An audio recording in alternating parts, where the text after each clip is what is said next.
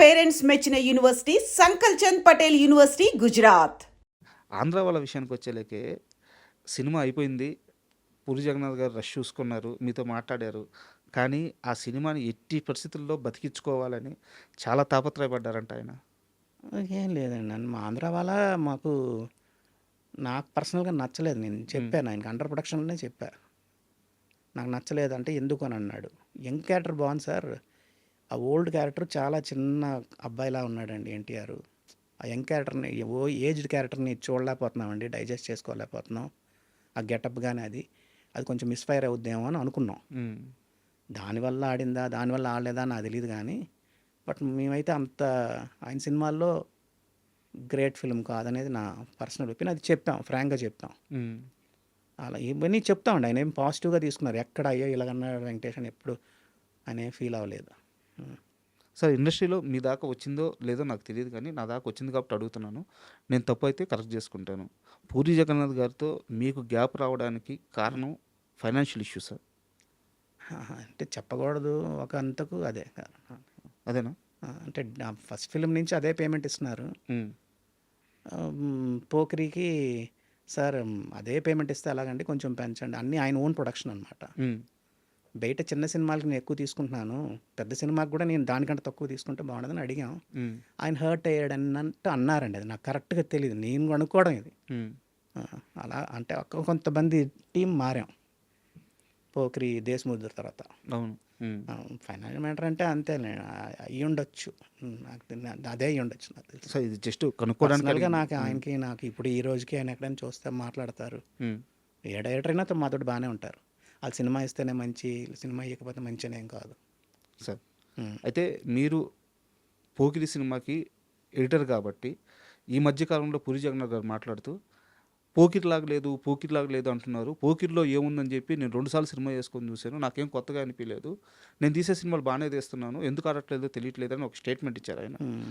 అంటే అసలు పూరి జగన్నాథ్ గారి టచ్ కానీ ఆ మేకింగ్ కానీ ఎక్కడో ఆ స్పార్క్ మిస్ అవ్వడానికి కారణం ఏంటి? మీరు ఎడిటర్గా ఇంత ట్రావెల్ అన్నారు కాబట్టి మీరేం అబ్జర్వ్ చేశారు? పూరి జగన్నాథ్ ఇది ఆల్రెడీ నేను చెప్పానండి మిగతా ఇంటర్వ్యూలో. పూరి గారి దగ్గర ఏంటంటే ఆయన ఏటీఎంకి వస్తే కూర్చుంటే ఆయన కథ తెలిసి ట్రిమ్ చేస్తుంటాడు సినిమాని. ఇది అక్కర్లేదు తీసేయండి అంటుంటాడు. ఆయనకి తెలుసు కాబట్టి. మిగతా డైరెక్టర్లకి ఈయనకి తేడా ఏంటంటే అదే, మిగతా వాళ్ళందరూ ఉంచమంటారు, ఈయన సినిమా చూస్తున్నప్పుడు ఇది అక్కర్లేదు తీసేయండి అంటూ ఉంటాడు. ఆయన్ని లేదు సార్, ఇది సినిమా ఆడిటోరియంకి అర్థం అవ్వదండి, మీరు కథ తెలిసి మీరు ట్రిమ్ చేస్తున్నారు అని ఆయన ఆపాలి. అది మరి నాకు తెలిసి ఒకవేళ వీళ్ళు ఆపట్లేదేమో అని నా ఫీలింగ్. కొత్త ఎడిటర్లు అంటే మేబీ నేను చెప్పడం తప్పు అవ్వచ్చు, ఓకే, నాకు తెలియకంటే మాట్లాడకూడదు. నేనైతే హోల్డ్ చేసేవాడిని, సార్ భలేవారు మీరు కథ తెలిసి ట్రిమ్ చేస్తున్నారండి బాబు, ఆడిటోరియంకి అర్థం ఇది ఉంచండి అని చెప్పేవాడిని. ఇప్పుడు పోకిరిలో కామెడీ ట్రాక్ వద్దన్నారు, అలాగనమాట. అలాగే మిగతా సినిమాలకు కూడా మేము ట్రిమ్మింగ్లో ఆయన టూ ఫాస్ట్ ట్రిమ్మింగ్. ఆయన ఇది అక్కర్లేదండి తీసేయండి అంటూ ఉంటాడు. ఆయన్ని హోల్డ్ చేయాలి, సార్ ఇది కథగా అర్థం అవ్వదండి ఉంచండి అని. అలాంటివి ఆయన దగ్గర కొంచెం అది మైనస్ అని నా పర్సనల్ ఫీల్ అండి. అది మేబీ నేను రైట్ అవ్వచ్చు, రాంగ్ అవ్వచ్చు, ఆయన్ని హోల్డ్ చేయాలి. సో దిల్ రాజు గారి అసోసియేషన్తో మీకు స్టార్ట్ అయింది ఆర్య నుంచే? ఆర్య నుంచి. ఆర్యలో హీరో క్యారెక్టరైజేషన్ చాలా అప్పటి వరకు కొత్తగా ఉంటుంది. మీరు ఆ సినిమా చూసిన తర్వాత ఎడిటింగ్ రషెస్ చూసి ఎడిటింగ్ స్టార్ట్ చేసే ముందు కానీ లేదా చేసే క్రమంలో కానీ ఈ డైరెక్టర్ ఎవరో మామూలుడు కాదు అనే ఒక ఫీల్ ఎప్పుడైనా కలిగిందా మీకు? చెప్పాం మేము. నాకు ఆర్య ఫస్ట్ షెడ్యూల్ తర్వాత ఆపారు సినిమా వాళ్ళు. ఓకే, ఎక్కువ కన్ఫ్యూజన్గా వెళ్తుంది అటా ఇటా, ఏంటి అసలు బాగుందా బాగాలేదా అంటే, నేను సినిమా చూసి నాకైతే నేను చాలా స్ట్రాంగ్గా చెప్పా, చాలా బాగా చేసినట్టు సార్, చాలా బాగుంది సార్ సినిమా అన్న, పెద్ద ఇట్ అవుద్దని నేను అన్న. అవి ఉంటాయండి. ఆయన దిల్ రాజు గారిది, ఆయన కూడా సురేష్ బాబు వల్ల చాలా ఓపెన్గా తీసుకుంటారు. ఆయన పన్నీ వాసు చాలా ఓపెన్గా తీసుకుంటారు. మనం ఏం చెప్పినా హర్ట్ అవ్వరు, నవ్వుతారు. ఎందుకు అని అంటారు, కూర్చోబెడతారు, మాట్లాడతారు, డిస్కస్ చేస్తారు, అవి ఉంటాయి. ఆర్యాకి మేము డే వన్నే అన్నాం, సినిమా చూసిన తర్వాత చాలా బాగా అనిపించింది నాకు, చాలా మోడర్న్గా అనిపించింది. కాబట్టి మేము చాలా స్ట్రాంగ్గా బిలీవ్ చేసాం ఆ సినిమా ఆడద్దని. సూపర్. అయితే నాకు ఇంకో డౌట్ వచ్చేసి మన భద్రా సినిమా గురించి సార్. ఒక పరిపూర్ణమైన స్క్రిప్ట్ అనిపిస్తుంది నాకు భద్రా సినిమా చూస్తే.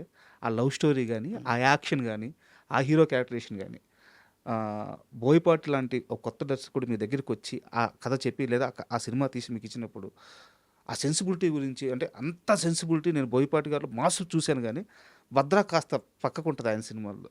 భద్రా సినిమాతో మీ ఎక్స్పీరియన్స్ చెప్తారా? లే బాగానే మాకేమి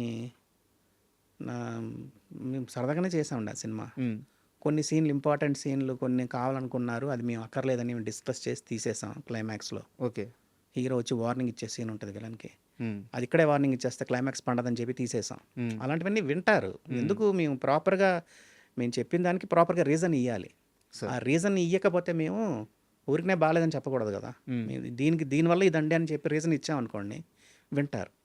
అంతే అండి. అది ఆ సినిమా అన్ని సినిమాలకి డిస్కషన్ అనేది ఉంటుంది ఎయిటింగ్ రూమ్లో, ఎందుకు ఏంటి అనేది ఉంటుంది. ఆ డిస్కషన్ ప్రాపర్ మేము ఏదో సినిమా జనరల్గా బాగాలేదని చెప్పాం, సార్ దీనివల్ల ఇది బాగాలేదండి రీజన్ చెప్తాం.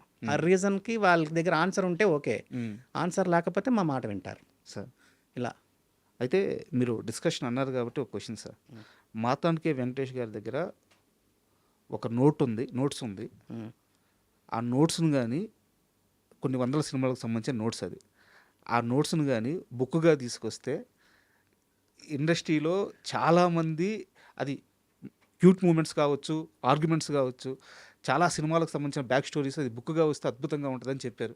ఎందుకు మీరు దాన్ని బుక్గా తీసుకురావట్లేదు? అంటే నాకు మురళీమోహన్ గారు నేను అసిస్టెంట్గా ఉన్నప్పుడు ఆయన చెప్పాడు. నేను నావల్ ఎక్కువ చదివేవాడిని, ఇంగ్లీష్ నావల్స్ చదివేటప్పుడు ఆయన అన్నాడు, వెంకటేష్ ఒక్క సినిమా ప్రతి సినిమాకి ఎడిటర్ అయిన తర్వాత ఆయన కలిసినప్పుడు నాకు ఏం చెప్పారు, మురళీమోహన్ గారు చెప్పారు, ఒక సినిమా గురించి నువ్వు చేసే సినిమాకి ఒక పేజ్ రాయి, నువ్వు ఏం జరిగిందో రాసి పెట్టుకో, అది నీకు ఫ్యూచర్లో పనికి వస్తుంది. నువ్వు నీ తప్పులు కరెక్ట్ చేసుకోవడానికి, లేకపోతే నువ్వు రెక్టిఫై చేసుకోవడానికి ఏదైనా సరే నీకు అది పనికి వస్తుందని అన్నారు.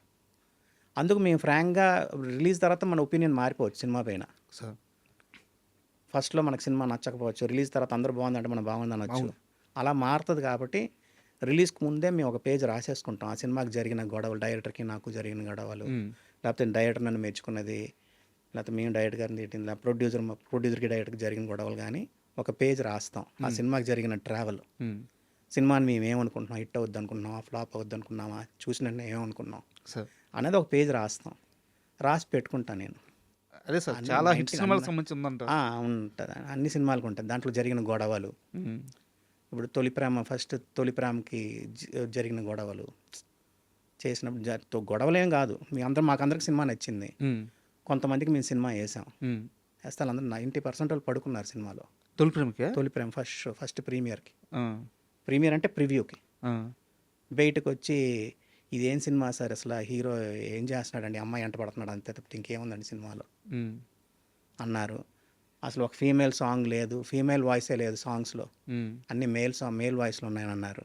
వాళ్ళు చెప్తే కానీ మాకు అప్పుడు కానీ మేము రియలైజ్ అవ్వలేదు ఫీమేల్ వాయిస్ లేదని. ఇలాంటివన్నీ ఇచ్చారు. ఆ ఫీడ్బ్యాక్లన్నీ మేము రాసి పెట్టుకుంటాం ఎవరన్నారు ఏంటని. అది బయటికి వెళ్తే కాంట్రవర్సీ అవుద్ది, మేము చూసుకోవడానికి, మేము రెక్టిఫైడ్ చేసుకోవడానికి ఉంటుంది అంతే. And for more videos, please subscribe to iDream. Please subscribe to iDream. Please subscribe iDream. And please subscribe to iDream. For more videos, subscribe to iDream. please like, share and subscribe to the channel. Congratulations, iDream. Subscribe to iDream. Subscribe to iDream. So subscribe to iDream Media. iDream ki iDream team andarki huge congratulations. Please subscribe iDream Media. Please subscribe to iDream.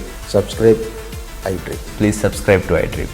iDream అంటే నా కళల ఛానల్ను subscribe చేసుకున్న నోరు తిరుగుతలేదు, మీరైతే గంట గుర్తు కొట్టండి. For more such videos, please subscribe to iDream.